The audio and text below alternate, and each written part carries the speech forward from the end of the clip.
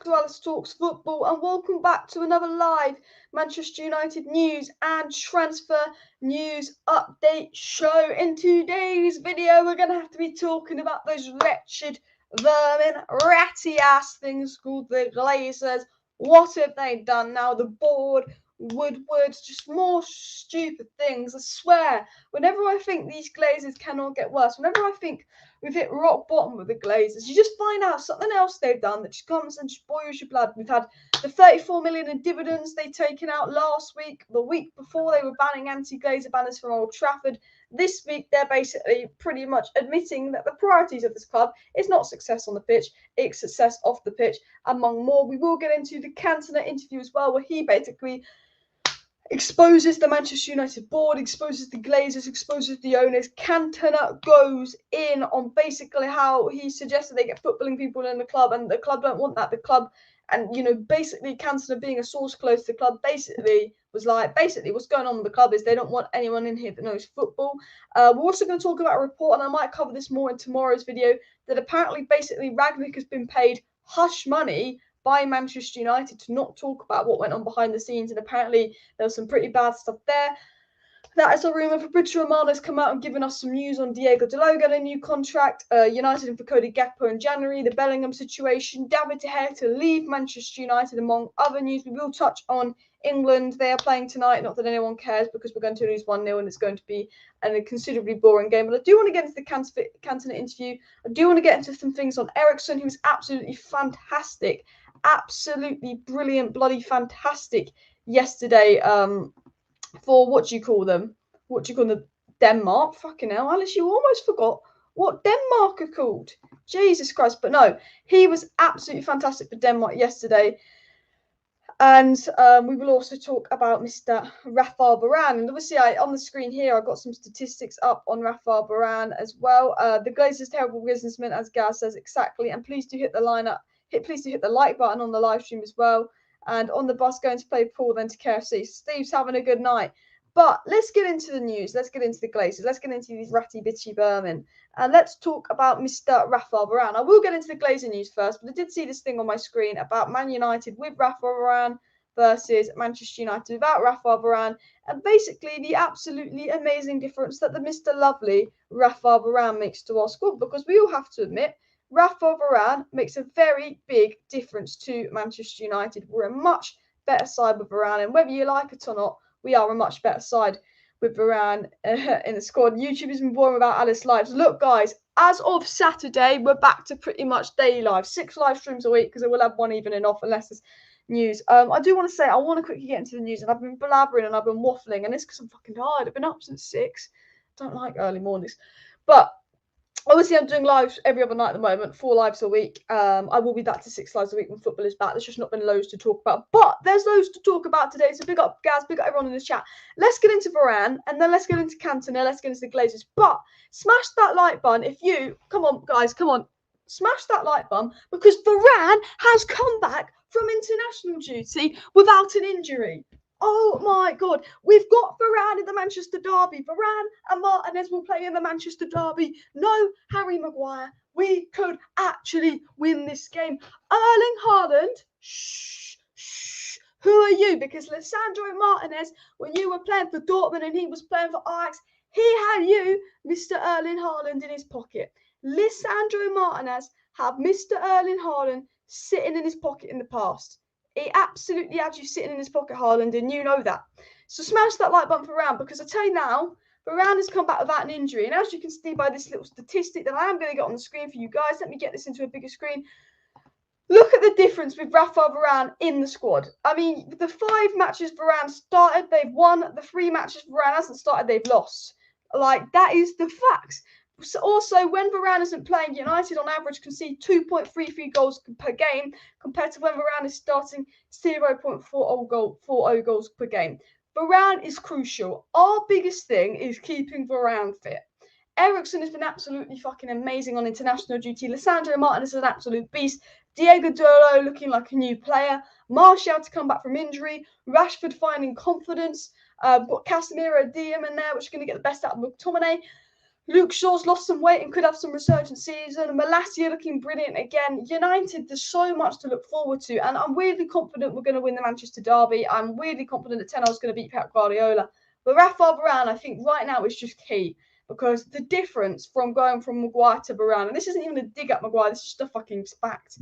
Maguire and Varane look shaky. Maguire and Martinez couldn't play together. They look shaky. We conceded 4 goals in 45 minutes to Brentford. They didn't communicate. Varane's come in, and even Ten Hag said this. And I don't know if Ten Hag was taking a dig at Maguire when he said this. I don't think Ten Hag was making a dig at Maguire when he said this. I think people were just looking to say Ten Hag was making a dig at Maguire. But Ten Hag said when we've got Rafael Varane in the back, we've got a leader. I mean, it's a bit embarrassing when your captain is your centre-back and you're saying when Varane plays instead of Maguire, we've got a leader in defence, and the manager's saying that. That is a bit embarrassing for Harry Maguire. But Ten Hag said when Varane plays in that defence for United, we've got a leader, and Varane's leadership is so important. And even Ten Hag knows how much of an asset and how important Rafael Varane is for Manchester United. And for me, that is a massive thing because Varane it just makes such a big difference to the squad. And I don't think a lot of people realise the difference Varane makes, but he is absolutely crucial as well. Is the Glazers out yet? Unfortunately not as well. And we're finally seeing the Real Madrid Varane. We are. But yeah, let's get into the Champions League Varane exactly. But let's actually get into the news. So I want to actually get up the stuff that Erik Cantona said, basically coming out and exposing Manchester United, exposing the board. I thought this was pretty interesting. So let me get into Mr. Lovely Erik Cantona's comments. Let me get back off this. Where's the fucking search Twitter? Oh, there it is. Let me get into this. So Erik Cantona basically came out and he basically did a bit of an expose on Manchester United. Erik Cantona did this really good interview with The Athletic that I do want to get into, and basically full on just it exposed United. It basically, in this interview, which I'm going to get into, I'm going to get the quotes for, Erik Cantona pretty much comes out and says that he went to United with an idea that, you know, he obviously wanted the job at United. Cantona did. Cantona obviously spoke to United about how about let's get some footballing people, you know, at United instead of bankers in to do the job. And it's well, sorry, I misread something. Basically, Erik Cantona. Sorry, I'm a bit tired. I've absolutely lost my think pattern. Erik Cantona basically came out and he basically said he wanted a job at United to work in the sporting director side of things, and then the fucking Glazers were like, no, you know football, you're not a banker. Our priority is making money. La la la la. Let me actually get into what Cantona says before I absolutely go off on one. But so Erik Cantona came out and said, and this is exactly what Cantona said in his interview. I'm going to get right into it. Erik Cantona said, I met him, Ed Woodward, a few times, but they did not accept it. Cantona talking about his return to United as president of football. So Cantona spoke to Ed Woodward about becoming maybe the president of football at United, having someone in to do the footballing side of Ed Woodward's jobs. Because Ed Woodward was a banker. Ed Woodward was a businessman. But Ed Woodward was greedy. He wanted to do the business side of his job. He wanted to do the marketing side of his job. But he also wanted to do the football side of his job. And considering you, Ed Woodward, had the ball knowledge of a fucking snowball, why are you doing the footballing side of stuff at United? Look at the problems you caused us. And Cantona said he spoke to Woodward, said, you do the business stuff, I'll do the football stuff, I'll be president of football. And the Glazers and Woodward were like, no, because we need someone to do transfers that has a business mind, because this club is all about making as much money as it can for its owners and not about trophies. Erik Cantona then said about how Ed Woodward wanted to make United a brand and maybe building a new Old Trafford. But if Manchester United were basically to build a new Old Trafford, it would be the Nestle Manchester United Stadium or the Amazon Man United Stadium. Erik Cantona said, no, Old Trafford should always be Old Trafford. But the Glazers were even thinking about getting it built by Amazon or Nestle, so it could be the Nestle Stadium or the Amazon Stadium. I mean, imagine this, the most historic Old Trafford is called the Nestle Old Trafford. It would just sound shit. It really would just sound shit. And that was another thing Erik Cantona came out and said, saying, you know, Old Trafford, you know, it's becoming they want to have a new Old Trafford Stadium, but become a brand. And Erik Cantona said, if Man United do that, I will not become a fan of United. I will quit football, because Manchester United should not be made a brand. It should not be called the Nestle Stadium or the Amazon Stadium. It's Old Trafford and it should stay Old Trafford. And Erik Cantona was speaking absolute facts about that. Erik Cantona also came out and said, I still think me or somebody else they should have for football. He's speaking again, going back to the director of football role. We obviously know Eric Cantona was said on his interview, he spoke to United Woodward about becoming a president of football. So Woodward would do the business side of the job, Cantona would do the football side of the job, which always should have happened. I don't agree that it should have been Cantona. I think we should have got someone actually proper in. And Eric Cantona said regarding this, even though they wouldn't give him the job, they didn't want to give him the power. He said, I still think me or somebody else, they should have somebody for football. It should be somebody from the club who knows the football club. And Eric Cantona came out and said that United need to have somebody in there that knows football, because I'm sorry, John Murta and Richard Arnold, they don't know football. They're businessmen. You know, if you're thinking, oh, John Murta's come in, he's here to do football stuff. No, John Murta's always been at United for the last 10 years. John Murta just got promoted in this role. United should have replaced Woodward by recruiting someone that's proven at another club to be good at that role, good at the footballing side of things, and brought them to the club to replace Woodward. But United, you know, the Glazers, they have this thing, the Glazer family, where they're obsessed with power. The Glazers are obsessed with how much power they can have. And the problem with the Glazer family and their obsession with power is the Glazers look at the situation and go, well, let's give Murta Woodward's job. Let's give Arnold Judge's job, because, rather than being a smart club and maybe looking, to someone who's done a great job at Brighton or someone that's done a great job at Liverpool, and actually bringing in proper people to Man United that could, would be proper in the transfer market, know football, would do a really good job. The Glazers don't want that. The Glazers want people that they can control. The Glazers want, their puppets to come to Manchester United. And that's the big issue. They don't want footballing people in. And that's what Cantona said. Eric Cantona said that last year I proposed to the club, they changed their way. Ed Woodward is great at marketing, but not great at football. So Cantona even came out again in this interview and said how he actually spoke to United just last year and say that they changed their way and they get rid of Woodward. Obviously, they did get rid of Woodward, but he basically suggested that they changed their way. And what I find absolutely outraging about this, and what I hate about this, is basically United have had 10 years of failure. United have had 10 years of failure, 10 years of mistakes, and they don't want to change their way. And this Cantona interview, for me, basically sums up everything wrong with the club. This Cantona interview is him basically saying they're bored, the Glazers, they don't want to change their way. And the reason I'm so outraged by this is the pure fact that, the Glazers have come out this summer and saying that they're changed. They're saying Woodward's gone, Judge is gone, Arnold and Murta are in, it's a new team, it's a new approach, we've changed. Eric Cantona has basically in this interview exposed that the board haven't changed, that the Glazers haven't changed. He's exposed it all. He said he approached them just a year ago to change their way. He said Ed Woodward is great at marketing but not great at football. He approached them with, let's get you to do the marketing side. Let's get someone like me or someone who knows football to go in and do the footballing side. But the board said no. So all this chat about Woodward going and Judge going, guys, and I tell you this now, and I've been saying this the whole time, it's a mask by the Glazers. The Glazers are not changing, but they're trying to create this illusion that they are changing to please the fans. Murta and Arnold have been at United for the last 10 years. What's happened at United the last 10 years? Failure after failure after failure on the pitch. So they get rid of Woodward, they get rid of Judge, and your fans are going, Woodward and Judge are gone, the club is changing, 10 years of failure, finally Woodward and Judge is gone, the club is failing. Not remembering the fact that Richard Arnold and John Murta have already been at United the last 10 years when we were failing and have just got promoted into a new job, which they've proven this summer they're nearly, if not equally, as shit as Woodward and Judge at, because they've been spotted in Barcelona, ththey've been spotted in Turin. Where's Frankie de Jong? Where's Rabiot? Do you get my point? And Eric Cantona is coming out in this interview and even saying, he approached the Man United just last year about getting someone to do the footballing side of the job. United don't want to change. They've been saying this last year. They're changing. They're going to get someone in that knows football. They want to make this big change. What do? They sacked fucking Ragnik. They brought in Murta and Arnold to do the job, who had a really embarrassing summer and haven't been sacked. They were going to throw Ten Hag under the bus. They're giving all this bullshit they're going to change. But when Eric Cantona's approached them about changing, when they had a chance to sign Paul Mitchell, when they had a chance to try and sign Michael Edwards, when Ralph Ragnik was there and suggesting all these good players and saying you should change the club, you should change the strategy, they said no, because the Glazers actually don't care and they're not going to change. And the reason the thumbnail might say rest in peace Manchester United is purely because of the fact I know the Glazers aren't going to change.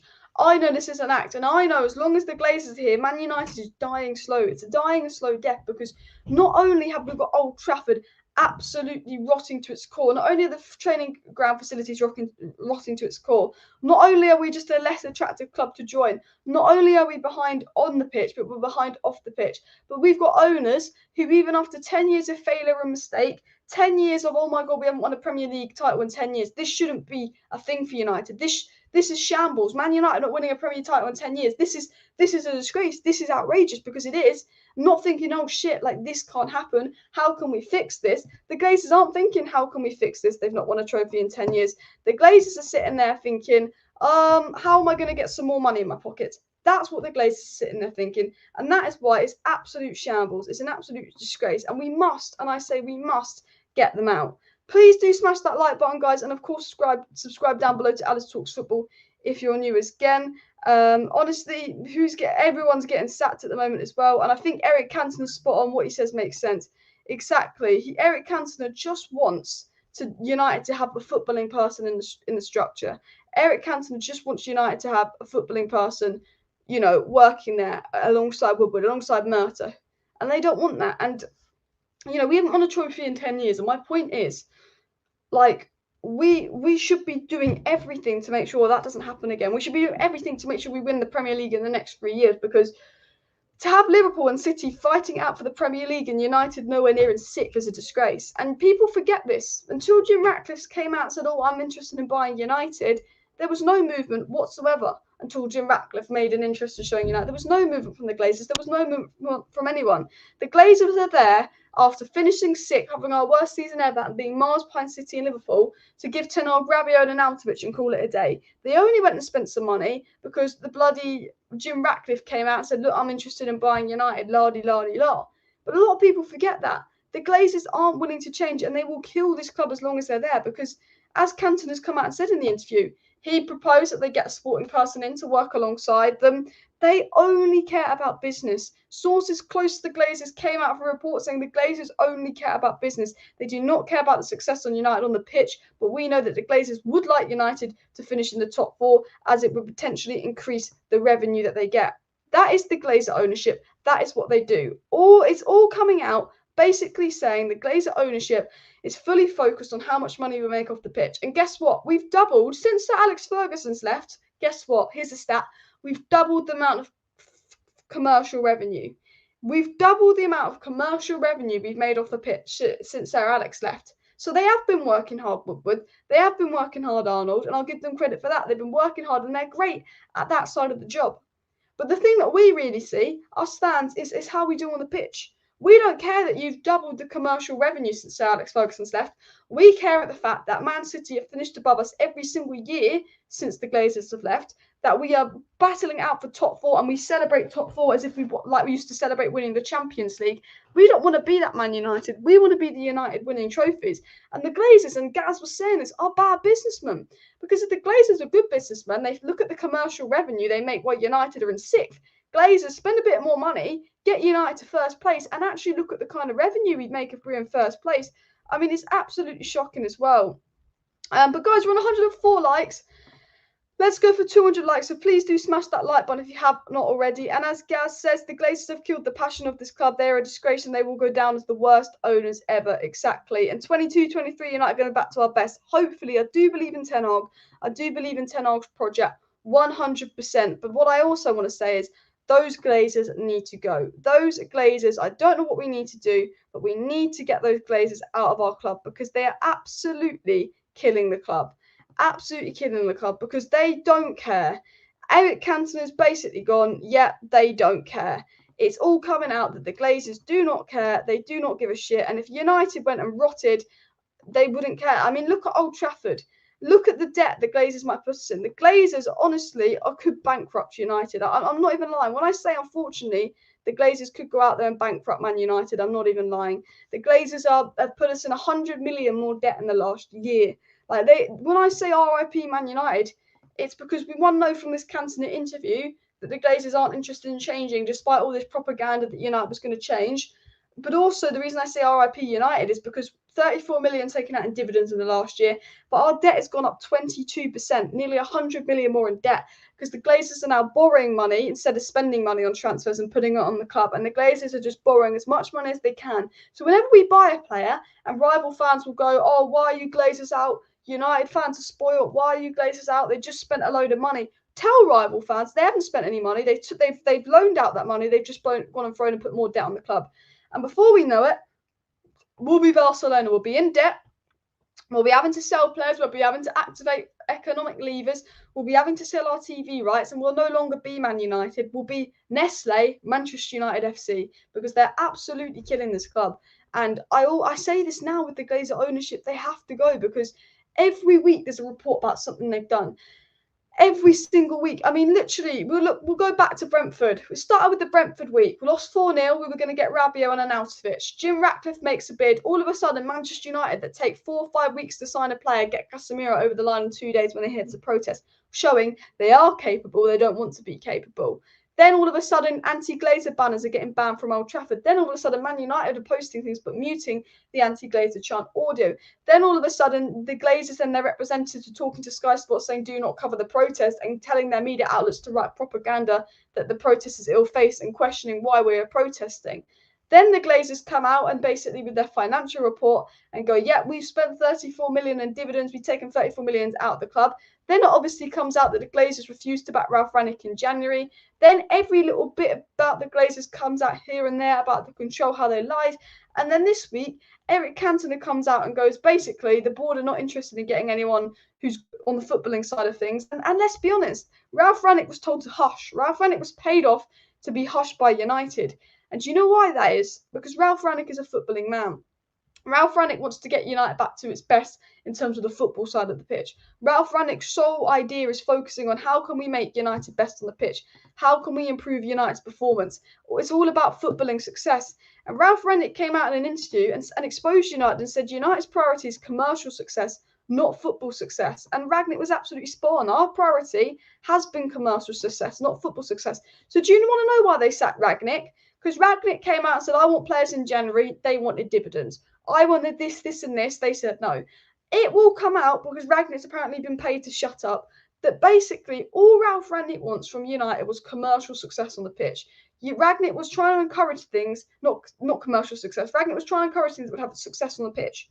But United wanted commercial success. So United had someone in that could have helped Arnold and Murta on the footballing side of stuff. Man United had Ralf Rangnick at their hands. Man United had Ralf Rangnick at disposal, a man that is literally known for finding Haaland, Joshua Kimmich, and getting them for £8-9 million. Ragnik found Sadio Mane, Haaland, Upamecano, Konate, Kimmich, to name a few. He also scouted the likes of Firmino, Keita. Ralf Rangnick was the guy that suggested Alvarez before he went to Man City. Ralf Rangnick was the one that suggested Diaz before he went to Liverpool and has now been Liverpool's best player. Ralf Rangnick was talking about Vlahovic, that's gone to Juventus and been their best player. The 3 names that Ragnik suggested to United in January have all gone to new clubs and been absolutely fantastic. And do you know what happened with Ragnik and the Glazers? He was exposing the club. He was getting frustrated with the club because he was suggesting all these brilliant things they could do off the pitch to make us a better club. And there was arguments. I was actually told that John Murta and Ralf Rangnick did not say a single word to each other in March, May, or April. They were working together for 3 months, and apparently Ragnik and John Murta were not on speaking terms because they had such a different vision about what was going on at the club.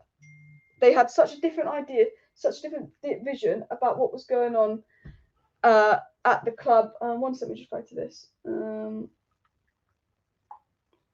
apparently that's one of the reasons that Ragnik went, because the board had different ideas to him. Ragnik wanted what was going to be best for the club, and the board couldn't deal with that. I honestly think Ten Hag did not want to work with Ragnik. Ten Hag's top G. Ragnik would never have wanted. Ragnik would have wanted to have influence. Potentially, United are coming out and saying that Ten Hag didn't want to work with Ragnik and all of that.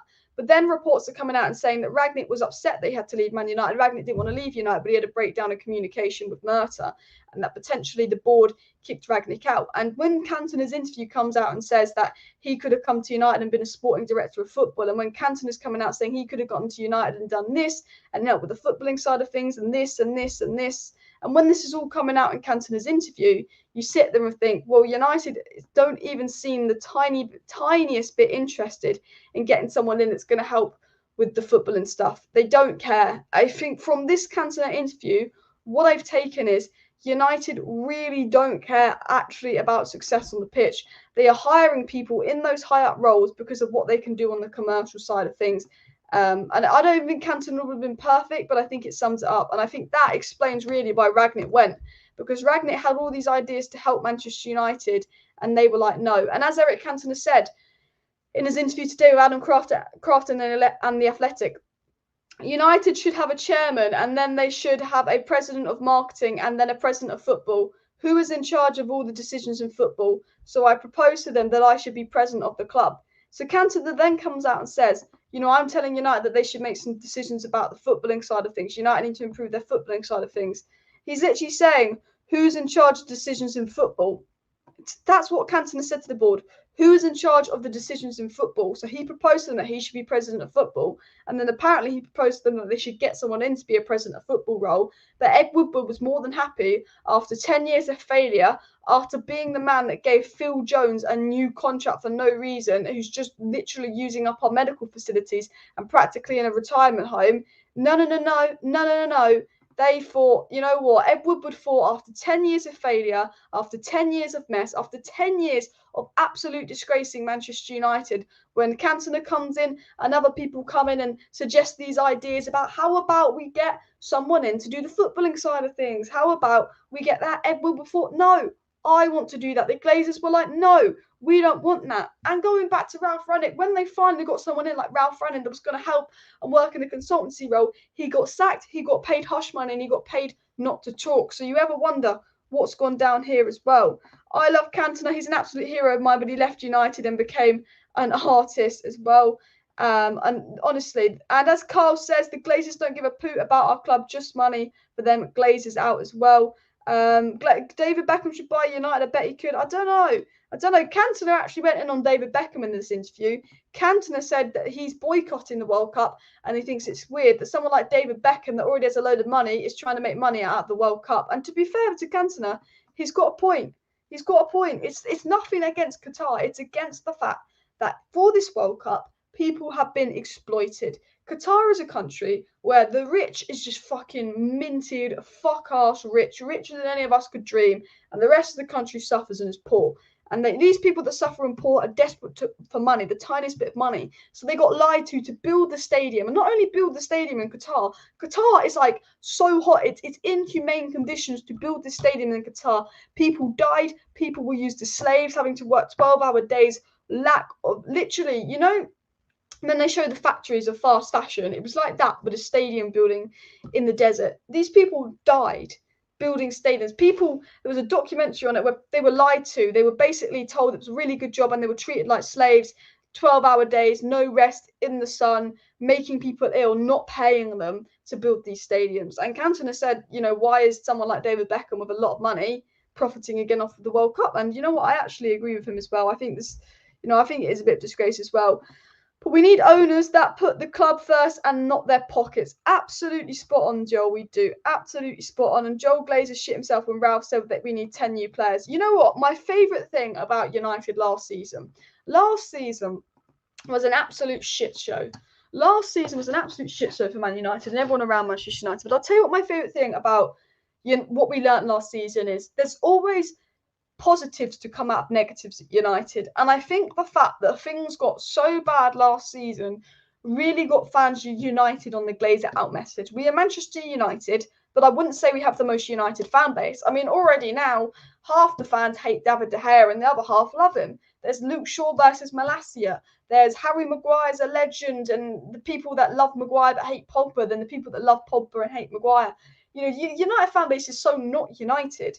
But what I loved about last season, and last season being so shit, was I felt like it united every single United fan on one thing, that it's not Ragnik that was the problem. What I love is there's not any United fans out there turning on Ten Hag. There's not any United fans out there turning on Ralf Rangnick. Every single Man United fan last season woke up and realised this is more than who the manager is. Because we all thought, me, myself, and you, let's admit it, we all thought last season when Ollie was going to get sacked, because we all thought Ollie was shit. When he's sacked, it's going to be a lot better. You know, we were talking about a team to win the league. I never thought we were going to win the league, but we thought this team last season 100% getting top 4, and we didn't get top 4. And then when Ollie was sacked, we're thinking, that's it, we're back in the top 4 race. We'll be all right now. Ollie was crap. Ragnik came in, shit, we realised it's the players. But when Ragnik came in and was just as crap as Ollie, you know, we didn't go and blame it on Ragnik and shout at Ragnik. We went, shit, it doesn't matter who the manager is. This squad isn't good enough. And this squad isn't good enough because of the neglect from the owners. That's why this squad isn't good enough. And that's the only positive that came out of last season was we all woke up as a fan base and thought, we're not going to turn on Ten Hag. We're not going to turn on Ten Hag at all. Because it doesn't matter who Ten Hag's replaced with. We will struggle under the Glazer ownership. And I think that was the only positive because it really exposed last season who the Glazers are. And you have to give Ralf Rangnick credit for this because Ollie, and I will say this now, Ollie was an absolute puppet to the Glazer family. Ollie literally, you know, he protected the Glazers. I like Ollie. He's a club legend. And I honestly, club legend Ollie is, I actually do 100% understand why Ollie would come out in an interview and protect the Glazers. Because Ollie's got a job at Manchester United. And Ole Gunnar Solskjaer shouldn't have a job at Manchester United because he's not employed with the credentials to work at a club like Manchester United. So obviously Ole Gunnar Solskjaer's coming out a lot, exposing, well, I wouldn't say exposing, obviously coming out a lot, praising the Glazers, praising United and not exposing the Glazers. And I get why Ollie would do that, always praising the Glazers, always kind of answering questions that they'd want him to answer, and I get that. But when Ralf Rangnick came in, we got a manager that was like, nah, I'm not going to be your fucking puppet. Ralf Rangnick was like, I'm going to say it how it is. I'm absolutely going to go out there and say it how it is. Ralf Rangnick comes out. I suggested we get Diaz. I suggested we got Alvarez. I suggested we got Vlahovic. The answer was no. There was no funds in January. I wanted players in January. There was no funds in January. Ralf Rangnick comes out and says that. Ralf Rangnick also comes out and says United can rebuild the club. They can get 10 players in this summer. They can get 10 players out. Board were like, no. Ragnik comes out there and said, you know, and my favourite thing Ralf Rangnick said was, you don't need glasses to see this. United can change the team, but for Man United to be back to where they need to be, there needs to be structural changes. You need to change the structure of the club, things in and around the club. Ralf Rangnick came out publicly after 3 months of being at United and said, I don't need glasses to see this. We need to change this whole club. This structure of this club needs to go. He basically said the board needs to go, the owners need to go, the players are crap. We need to get 10 in, 10 out. We need to spend some money. We need to restructure this club. And he said that publicly. And we all knew Ralf Rangnick wouldn't be sitting here in September. We all knew when those words left Ralf Rangnick's mouth, he wouldn't be sitting here in September because he's basically said we need a whole new board. We need a structure of the board. He wanted to bring in someone like Paul Mitchell. The Glazers would never let that happen. You've got club legend Eric Cantona and Sir Alex. Remember, Sir Alex and Cantona went to Woodward, went to the board and suggested that we brought in someone like Cantona to be a sporting president and do the sporting side of Woodward's job. They said no. If they're saying no to Sir Alex and Cantona, of course they're going to say no to Ralf Rangnick's ideas of bringing in Paul Mitchell. And basically everything Ralf Rangnick suggested to the club to make them better, they were like no. They were like no because they just literally will sit here until this club dies. And the Glazers will generally let United rot. They're not interested in that stadium. Look at the state of Old Trafford. And the worst part is you see this new Real Madrid stadium plan coming out. You see what Real Madrid are doing here and there. You see all of this. And you look at United and you go, they're not changing one thing as well. The Glazers are not going to appoint Ollie as director of football, are they? I mean, honestly, if we do employ someone else for the club, it will probably be the Glazers bring Ollie back. Wouldn't be shocked if the Glazers bring Ollie back. Alice, who do you like the most between Vidic and Matic? Like them both, but it's got to be Vidic as well. Alice, if David Beckham and the class of '92 made noise, the Glazers will be put under pressure. Well, let's think about it. Gary Neville's been pushing the Glazers out and nothing's happened. It hurts, Alice. We just need them to sell our club. We do. We just need to sell our club because we will die. Like, I've put RIP Man United in because they are going to kill us. The Glazers are going to full on kill us because every week they're taking money out of the club. They're putting more debt on the club. They're doing more things that could potentially bankrupt this club. They are anything that could improve the club. They won't let happen. any positive suggestion they won't let happen. And remember this, they basically, remember the pressure on Ollie and Ralph to have to play Harry Maguire because it would look bad on the Glazers if the £80 million captain was on the bench. Remember all these shitty stories that have come out where certain players would have to play because of the commercial value of them and, the training ground being shit and all of that. Everything they do is just horrific. Everything they do. And we can't let that slide as well. Cantona also came out and said this. And this is absolute facts. I'm going to get this on my screen so you can also see what Eric Cantona came out and said in his interview. Let me get the screen up here. So Eric Cantona also said this, guys. Let me get this up for you. He said, since Ferguson retired, the club has doubled its income, but earned nothing. So imagine if you have success on the pitch and you also have great people in marketing, then at the end, instead of doubling income, you would triple it. And Cantona's right. Apparently, Cantona went to the United board, basically saying, we're doing great off the pitch, but if you do better on the pitch, it will do even better off the pitch. And he's right. And the most annoying thing about the Glazers is we know they're businessmen.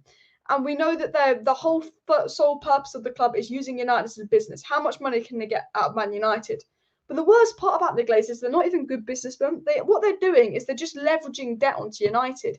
And it's literally like, if I had a conversation with the Glazers family, I'd say to the Glazer family, do you know that if you got rid of Murta and Arnold and you employed the man that did wonders at Brighton or employed the man that did wonders at Liverpool or got someone like Campos in to be United sporting director, you would probably save more money? Because with Woodward and Arnold, who they won't get rid of, despite them being here 10 years and faded, despite them embarrassing themselves in the summer being spotted in Barcelona, you've got two people that are incompetent at transfers.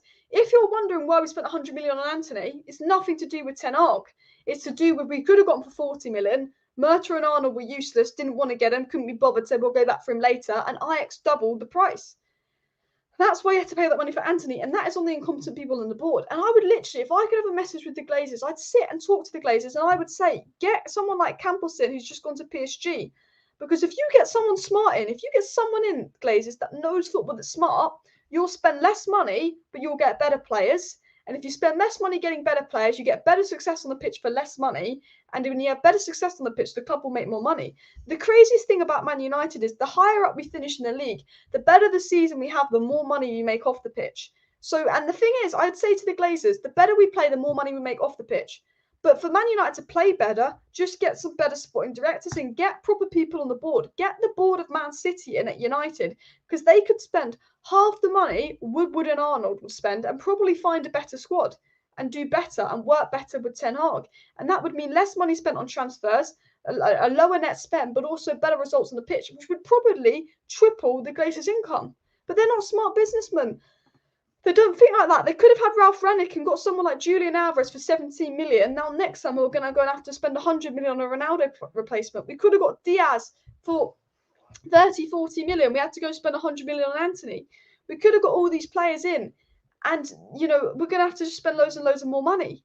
And it's just like, you know what? If you want to be good businessmen, Glazers, actually run United well. Because if you run United well, you would actually spend less money and make more profit.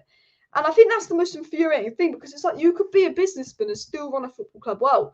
And it's like they can't, it's not even about what's best for the business, it's about power. What I don't like about the Glazers is it's like they like this power. They did not like Ralph Ragnik because he would question what they do. Their Glazers need people to work for them that are puppets. That is why they can't do it. The reason the Glazers can't get a proper sporting director, and the reason the Glazers can't get proper people in, because the people they want to work for them, they need to be puppets. That's why they loved Ollie. Because Ollie was like, there's no way I should be getting a job at this high of caliber. I've got to, be on the Glazers side so I can stay in here as long as possible. As soon as Mourinho started shit-talking the Glazers, he went. As soon as Van Gaal started shit-talking the Glazers, he went. As soon as, obviously, other people started shit-talking the Glazers, they absolutely got rinsed and had to go. Ragnik didn't even last a couple months, and John Murta and Arnold stopped talking to him. And for me, that's the frustrating thing. It's just about power. It's just about control with these owners as well. As Daniel said, Rio Ferdinand, get the contract out, put it on the table, and get Ollie's signature on it. Ollie's at the wheel, we're back. I mean, that is one of the most ironic quotes of all time as well. Big business then will get a discount on timber after spending big on Donny and Antony. Honestly, the mad thing is we'll probably, If Man City went in for Timber in January, they get him for 30 million. If Man United go in for Timber in January, we'd have to spend 60 million. I will talk about transfer news in a little bit, guys, because reportedly, obviously, I'm sure you're aware that De Gea is set to leave United in the summer and all of that as well. But I do want to talk a little bit about transfer news. Bellingham price set being 80 million in the summer, but Cody Gakpo, who's been absolutely rocking it up for Netherlands, for PSV, was a player we almost signed, and a player that United could go back for in January, which I think will be interesting as well. But before I get into all of that as well, and before I get into the transfer news, and before I get into more of what Cantona said, and more of the interview, and more of the United news, I do want to talk about quickly Diego Dalot, that's set to be handed a new contract at Manchester United. Fabrizio Romano's come out in a video and basically said that Dalot is so important under under Ten Hag and all of this. Also, guys, the England lineup has come out. The England lineup's come out. Shall we see who's in it? We've got Nick Pope in goal with Reece James and Luke Shaw as the fullbacks, with Dyer, Stones and Maguire as a back five. Rice and Bellingham in field with Kane, Sterling and Foden. So England have probably gone with what you believe would be their strongest squad, minus one or two players. But what Southgate would believe would be their strongest squad. But England, who can't score goals, still had it with a back five there. But I do want to talk about the Diego Dalot news, and then we will get back into stuff that the Glazers are hiding as well. But we want Gakpo and Heung-min Son. Well, I don't think we're going to get Son, so we'll go for Gakpo. And of course, Maguire's in the England squad. At least he's getting the game time as well. But Ten Hag wants to give Diego Dalot a new contract. Basically, Diego Dalot is seen as super important under Ten Hag, and the United are going to extend his contract for another year, so he cannot negotiate with other clubs and hope to give him a new long-term contract. And we have to guys, let's just talk about how good Dalot has been. Dalot is playing for Portugal and scored 2 goals. I mean, Portugal have some of the best right-back options in the world. 2 years ago, Dalot was 5th choice right-back for Portugal, behind Semedo, behind what's he called? The one that plays for Leicester. What's his name? Pereira. Behind Cancelo. Behind just an abundance of right backs. I mean, Portugal had so many right backs. They almost had more right backs than England when you actually looked at the Portugal right back options. And all of a sudden, Dalot is almost going to find himself as Portugal's first choice right back, with Cancelo going left back, because Dalot has been so good. And on international break, Dalot goes and scores 2 goals. And I have to say, I'm a big fan of Diego Dalot. He's really grown on me. And I think with Diego Dalot, there's a young player with a lot of potential and the right attitude. And when we talk about Ten Hag, when we talk about what Ten Hag wants in a player, when we talk about what Ten Hag likes in a player, one of the main things that Ten Hag looks for is attitude. And apparently one of the reasons Ten Hag took such a strong liking to Diego Dalot is because he saw a young player with potential but with the right attitude. And if you look at Dalot, you look at Malacia, they're very similar.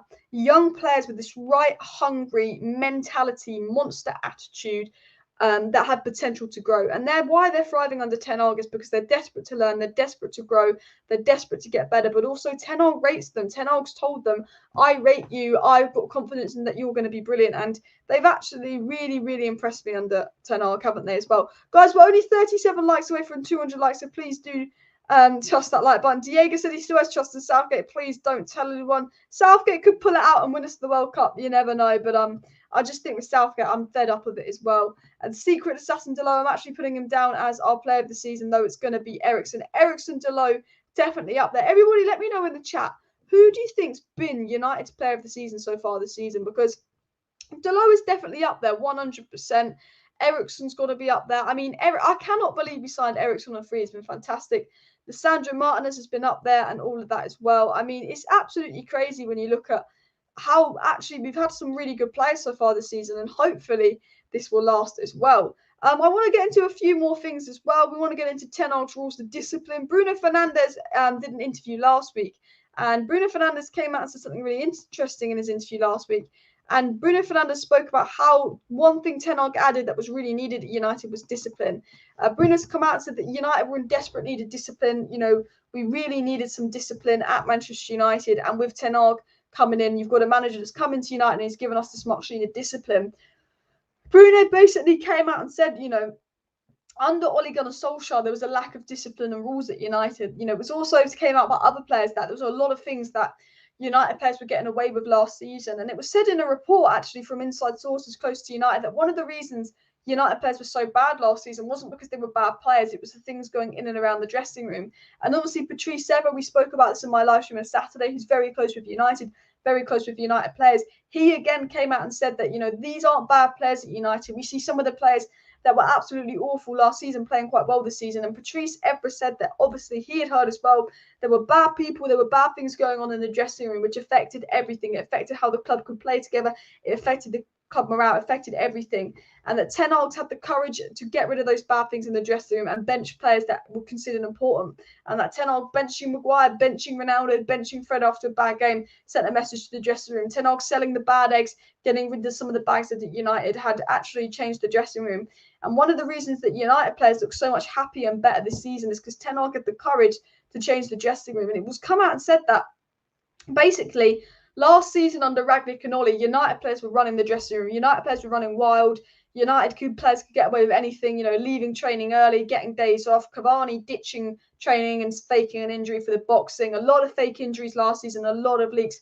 There was little control at United last season. There was so many problems going on at Manchester United last season. And Bruno obviously said that, the discipline Ten Hag's brought to United is much needed. United have needed discipline a lot lately. And we lacked that under Ralph Ragnik. And we lacked that under Ollie. And that the discipline that's been brought has brought control to the dressing room. And it was said that one of the reasons United was so poor last season was purely because of the lack of discipline. Purely because players could get away with things and the dressing room was allowed to get toxic and players didn't like each other and there was divide and there was a fight. And I like Ronaldo and I stick up for Ronaldo, but when Ronaldo, Pogba and Varane are going to Ragnik saying, why is Maguire captain? That epitomizes a lot of the problems because, the captain of the club is being questioned by probably the best and biggest players at the club. And there was two cliques in the dressing room. And Ten Hag's come in, he's put some discipline in. And Ten Hag said to United players, if you leak stuff, you're exiled. If you were late for training, if you were late for team meetings, if you mess about, you'll drop. Doesn't matter who you are. If you do not give 100%, you will be punished. Ten Hag also came up with these other rules about BMIs being checked. All of this kind of weight loss programs, all of that for the players, making sure they're in shape. But Ten Hag said, you must give 100%. Gone. If you have a problem with me, you have to tell me. Ten Hag also said, I do not want leaks coming out. I do not want stuff coming out in the press. If you've got an issue, tell me, not your agent. I don't want your agent leaking things. If you want to leave, if you're not happy, tell me, not the press. Ten Hag's coming and he said, you will be exiled for dressing room leaks. You will be in trouble if you're leaking things to the press. Ten Hag has come down. He's laid down the discipline. He is like, I am putting discipline in and on Man United right now. This club needs discipline. And I really respect Erik ten Hag for that because I think we've massively needed discipline at United as well. Sanchez said I used to hate the Premier League return after the international break, but this break, I'm like, why can't the international break be cancelled? I want to see United playing bad. Honestly, I am so happy right now with Man United. I don't like the international break. I never have, but at least when United was shit, I didn't care about the international break. I think we can all sit here as Man United fans and all say, we just want this international break to be over. And we haven't been able to say that for a while. I'm just going to take a quick swig of water. But, there was a lot of problems at Man United last season. There was a lot of player fights. There was a lot of leaks. There was very much a lack of control at United. Players ran the Man United dressing room last season. Players completely controlled and ran the show in the Man United dressing room last season, which created so many problems off the field. And Bruno's come out and said, Ten Hag bringing in discipline, Ten Hag bringing in control. It just completely changes the squad for the better. It completely makes the morale better. And as Evra said, who's obviously close to United, got sources close to United, Patrice Evra said one of the reasons the United players played so bad last season wasn't because they were bad players, it's because of the people around them. He said the squad was bad, the morale was bad, there were bad people in the dressing room causing issues that affects everyone. And I think we can see that now. Ten Hag's got rid of some of the bad eggs as well. But yeah.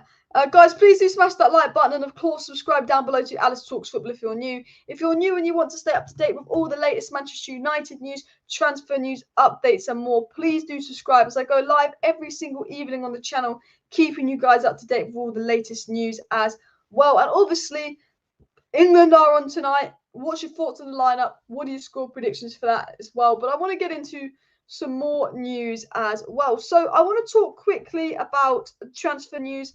I want to talk about, let's talk about Eriksen quickly. Eriksen ran the show against France. Eriksen, fantastic on international duty. Delot, fantastic on international duty. Varane, fantastic on international duty. Martin is fantastic on international duty. The Man United players are coming back from international duty after playing brilliant and being fresh for the derby. So I think that's a very much a positive thing as well.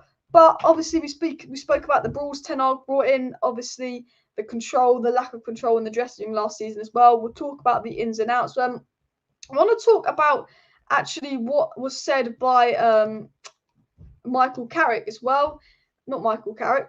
Sorry, what was said by Antony. And Antony spoke about United joining Man United, the mentality at Manchester United. And Antony actually came out and said that on Man United training, since he's joined United, the training is very different to what he was used to, but he was prepared for it mentally. He knew how intense it was going to be, but as he's always followed the Premier League, and he knew how intense the games were going to be, but he's prepared. And a lot of Man United players are coming out saying Ten Hag's training is intense, and even Antony is saying Ten Hag's training is intense, and he is used to Ten Hag as well. And Antony's come out talking about how he likes being at Man United, how the team, he's part of a brilliant team, a brilliant squad, and how he's got to know each other quite well. And Antony's spoken about how he's really settled in at United, how he's getting on with the team, how it's really nice here. There's a really good harmony in the dressing room. And what I like at the moment about United is if we go back just 6 months ago, if we go back to March, let's go back to March 6 months ago. If you look at the videos I made in March and February of this year, the videos I made in March and February of this year was 17 players want to leave United. That was one of the reports. There was fights in the dressing room. There was cliques in the dressing room. There was leaks coming out left, right, and centre. Ragnik, there was a fight, so Ragnik had to give players the day off. We were losing each week. There was toxicity. The players hated each other. Rashford couldn't even play. It was just so much toxicity around United. And you go forward 6 months from probably the most toxic phase of United in terms of media. Jesse Lingard's coming out basically saying there's issues in the dressing room. Scott McTominay's coming out saying there's issues in the dressing room. People are leaking stuff. It's all negative. All these reports are coming out. If you look at my videos from 6 months ago, everyone hated United. Everyone wanted to leave Man United. No one was happy. And we move forward 6 months, and you've got Antony coming out talking about how good the dressing room harmony is, how happy is at United. You've got people coming out and saying how Varane is brilliant in training. You've got 8, 9, 10 Man United players coming out and talking about how nice it is to have Ronaldo in training because he helps everyone. He's useful and he's here for everyone and he's a leader. The amount that's changed in such a short period of time at United is absolutely crazy. And you have to sit here and give Ten Hag credit for that. Because I said Ten Hag, out of every single Man United player, maybe bar Moyes, just because Moyes had to take over that Ferguson squad, I think Ten Hag has had the hardest and biggest job out of every Manchester United manager. Because United, whenever a new manager's come in, it's been pretty toxic. But Ten Hag came in at a time where I think Man United was probably more toxic than ever before. I think Ten Hag came in at a time where United was an absolute mess. United was an absolute mess when Ten Hag came in. It was not just how the players weren't good enough. It wasn't just that we were poor on the pitch. But when you really deep it and think about what United was like when Ten Hag came in, it was dressing room leaks galore, dressing room fights, players hating each other, off the field issues, on the field issues. Ten Hag came in at a very difficult time. And in such a short period, it's gone from everyone hates each other, everyone wants to leave United, to everyone loves United, everyone loves playing together. And when people are talking about the dressing room, they're saying positive things. It's only looking positive, it's only looking good. And I think you have to 100% give Ten Hag credit for that. Guys, please do smash that like button. And of course, subscribe down below to Alice Talks Football if you're new. Remember, I go live every single evening on the channel. So if you do want to stay up to date with all the latest Manchester United news, updates and more, please do subscribe. We're just talking about how Ten Hag's massively influenced the dressing room. As Gaz said, it was a bit of a holiday camp under Rolly, and even under Ragnik, there was just no control in training. Players would turn up for training late, players would leak things, players would leave training early, players wouldn't give 100% in training, and they could get away with it. Under Erik Ten Hag, if you don't give 100% in training, you are absolutely getting shafted. If you don't give 100% in training under Ten Hag, he says, I won't play you. Ten Hag's literally screamed and shouted at players that might be giving 90%, but they're not giving 100%. Ten Hag's made it very clear, if you don't give 100% in training, if he doesn't think you're trying, if he doesn't think you're working hard, then you don't play, you don't get rewarded.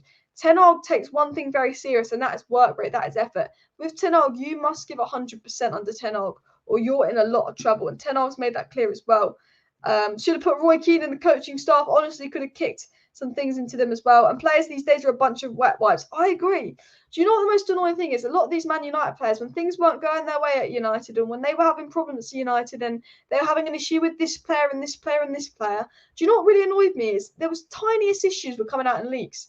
Why could the Man United players not sort out these little issues themselves and they had to leak stuff to the media? Why were Man United players acting out about the tiniest thing?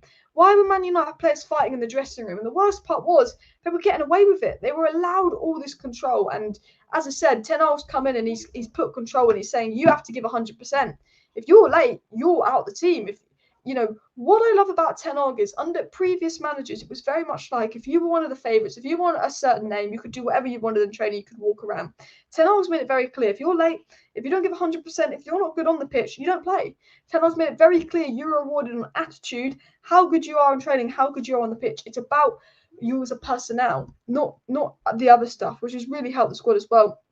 Do I think Moisey deserved more time? Yes. Even though it was awful under Moisey, even though it was dreadful, I think yes, but that's because I look at it from now. I think at the time when Moisey was sacked, we all thought it was the right decision, I think. But then when you look back at it and you look at the previous managers and you really look back at the situation, Moisey should have 100% got more time. Because if you look at the team Moisey inherited, if you look at the transfer window he got, and if you look at how United have done in the 10 years since Moisey and how managers have done as well, you actually sit there and go, yes, it would have been a shit first season under Moisey, but if they'd actually backed him his second and third summer, could he have done something? Yes. I do think now Moisey deserved more time, but I think one of the reasons I think that is because I sit here as a United fan and see the absolute failure and awfulness that United have done in the transfer window the last 10 years, the awfulness with managers, and go, actually, you know what, maybe if we stuck it out with Moisey, could it have got a lot better? Because I looked at Mourinho technically failed, Van Gaal technically failed, Oli technically failed. I actually go there, and at the time, I think we all thought Moyes was the problem. We knew Moyes wasn't backed, but we all thought Moyes was the problem. But then you look at it now, 10 years later, you go, look at the squad he inherited, look at the window he got, look at the players. Sir Alex got the last out of them. Sir Alex was a miracle worker. I do sit here now and I think David Moyes definitely could have got more time as well. Wonder what Brazilian restaurants Antony's talking about. Yeah, Antony's talking about Brazilian restaurants in Manchester that he likes. I have no idea what he's talking about as well. Thank goodness Varane is fit. I pray he does not get injured. Smash that like button if you don't want Varane to get injured. And if your players throw Eric Ten Hag under the bus as well, cut their wages, I reckon. Exactly.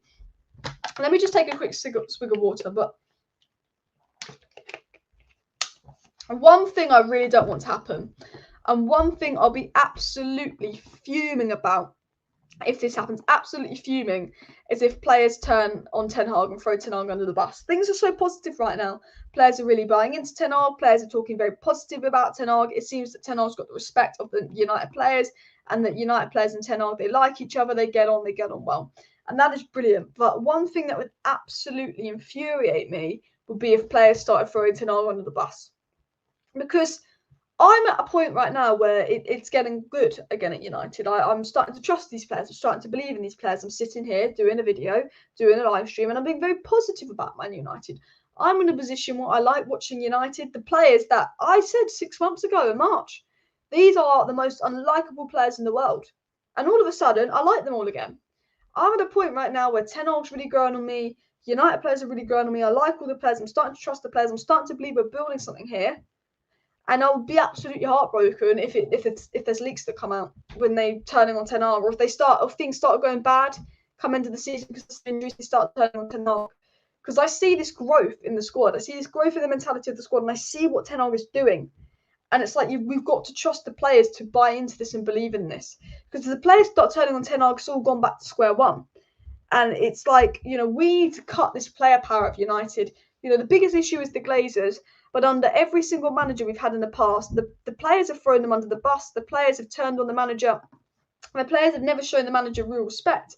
And the players have been a big problem at United. There's been a negative culture regarding player power at United. And for me, if the players turned on Ten Hag, I would be very upset. And that's something we can't let happen. And I said this back in May as well. I said, we've got to remember that it's going to be a tough year for Ten Hag. He's got the World Cup. It's going to be a weird fixture list. He's got to not only change the dressing room mentality, but he's got to work with the Glazers. He's got to rebuild the squad. A new manager comes in and they just have to rebuild the squad at a club. Not only has Ten Hag had to rebuild a squad, but he's had to rebuild a squad with working with the Glazers, and he's had to rebuild a squad working with a squad that is known for throwing managers under the bus, and actually a squad that was very toxic at the time. You know, we all know that about Ten Hag, and I said, you know, Ten Hag's got a lot to do. We all knew Ten Hag had got a lot to do, and I think what he's done so far has been brilliant, and we're getting positive again. And it's a difficult job for Ten Hag, but I've always said I don't want to be sitting here in a few months' time with players and fans turning on Ten Hag. Ten Hag needs at least 3 years at United to rebuild this whole shit, and I believe Ten Hag will be our best manager since Sir Alex. But if the players turn on Ten Hag, you're back to square one, because the reason United are playing a lot better is, you know, it's one, you've got a good manager and one, you've got good coaching. But one of the reasons we're playing a lot better is because Ten Hag is getting players their mentality back.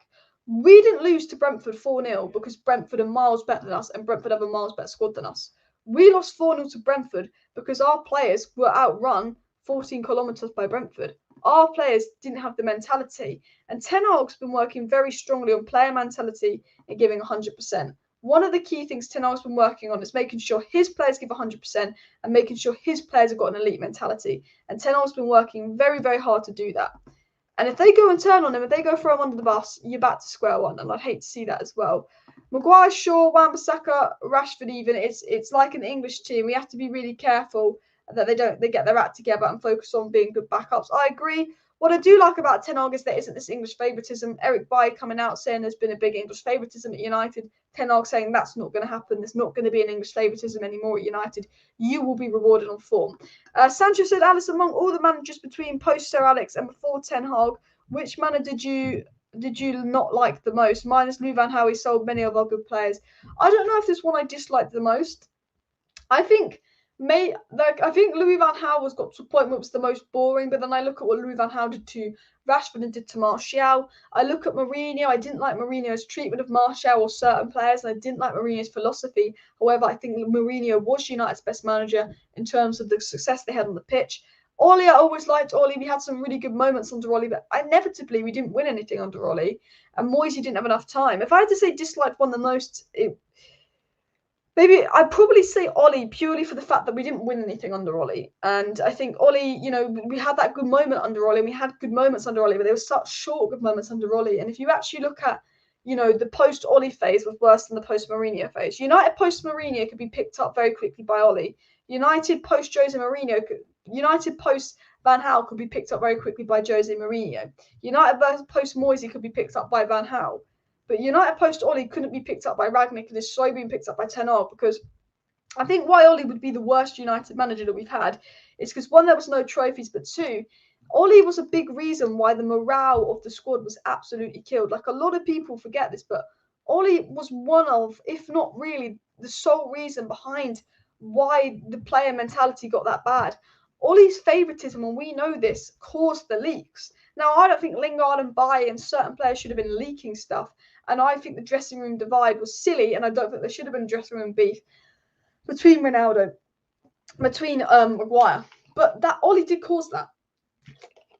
And why Ole caused the beef was because Ole lied to players. Ole told Lingard, do not go to West Ham. I want you to stay. I'm going to play you. That was just because Ole wanted a bigger squad and would have to play Lingard if he had to because of injuries. Ole lied to Donny van der Beek, Eric Bailly and Lingard, made them stay when they could have left that summer, and never played them once. And it wasn't like they're not playing once because everyone around them is playing really, really well. They're not playing. The players in their position that had taken their place were underperforming every week, and then they would play the next game. Eric Bailly was fully fit. He was told to play versus Leicester. Maguire said, I think I'm all right to play, even though I'm injured. And Maguire played versus Leicester, had a stinker. Bailly was fuming. I'm not sticking up for Bailly leaking things. I'm not sticking up for Lingard leaking things. But the leaks came out because of Ole. The toxicity came out because of Ole. And the beef in the dressing room was because of Favourites FC. A lot of the issues came out because of Favourites FC. And Ole's Favourite FC created so many problems at United. Ole's Favourite FC is one of the reasons the dressing room got so toxic. Ole's Favourite FC was one of the main reasons behind the dressing room divide. And that's why I'd say that Ole was probably the worst. I mean, technically Gaz is right. Ryan Giggs was definitely the worst manager post Sir Alex Ferguson. But was actually how Ole lied to the players. As he said, he scammed a lot of players as well. Dean Henderson and Bailly to sign a contract and did not play them. Dean Henderson came out in an interview, remember? And Dean Henderson in this interview, he came out and said that Ole told me I was going to be number one, promised me I was going to play, and I wasn't number one. And then all of a sudden I wasn't playing.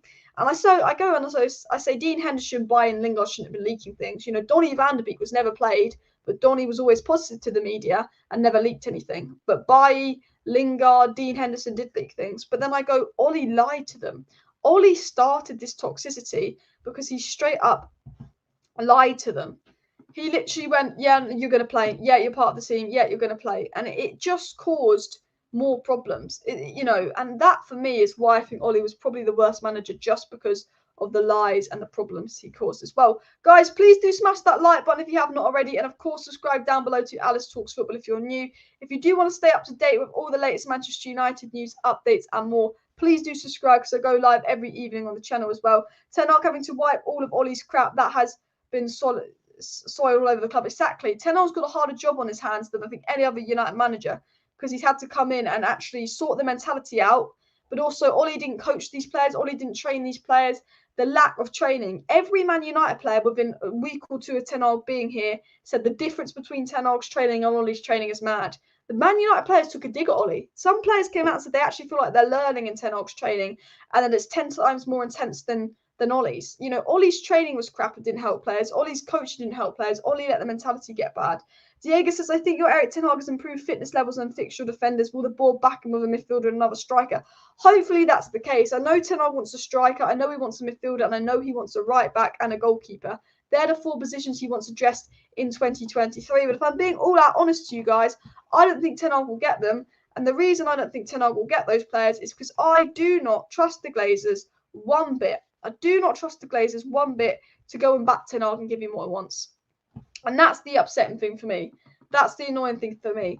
I think Ten Hag will get 1 or 2 players in the summer. But it came out, and remember, this was said.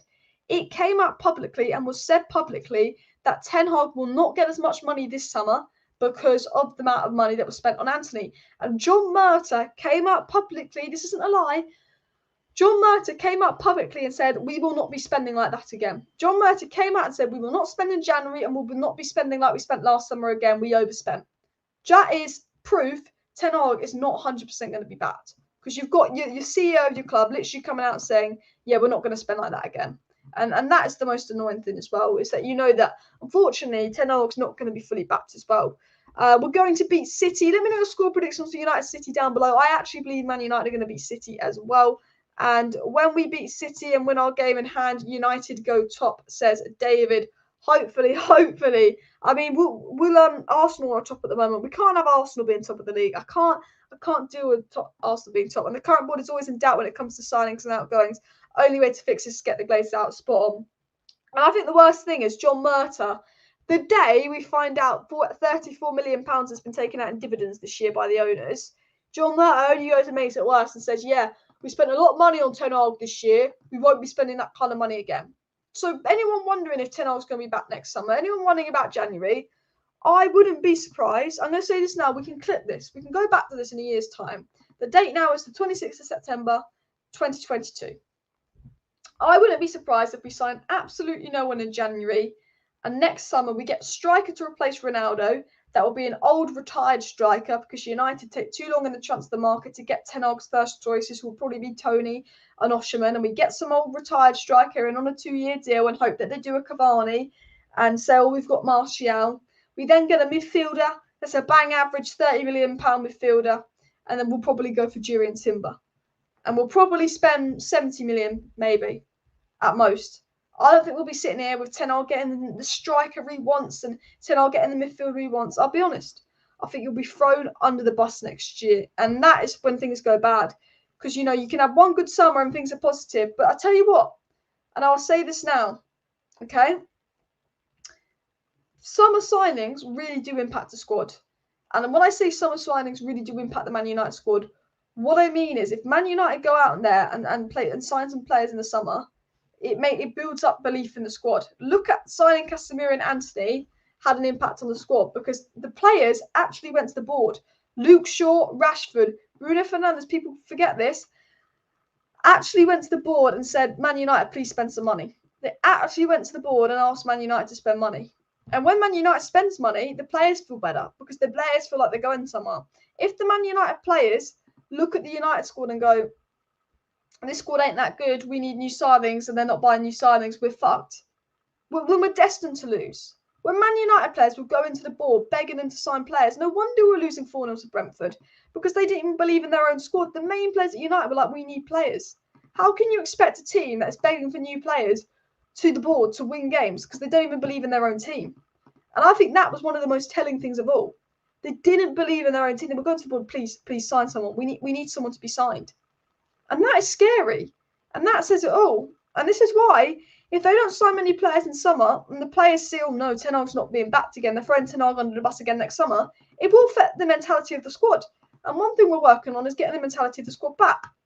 But look, guys, I want to thank everyone for tuning into today's live stream. I'm going to go and end the live stream here because I have been live just over an hour. But I want to thank everyone that tuned into today's live stream. Please do smash that like button. Please do, of course, subscribe down below to Alice Talks Football if you're new, and share the video as well. But honestly, guys, I'm really happy with what's going on at United at the moment in terms of Ten Hag and players improving well. I'm not happy on what's going on off the pitch at United as well. I'm going to go watch the England game. When I say watch it, I'm going to fall asleep because it'll be boring. Because look at the lineup: Dyer, Maguire, Stones, Shaw. But smash the like button, guys. Subscribe down below if you're new. Share the video. Thanks everyone for tuning in to today's live stream. See you next time, and bye.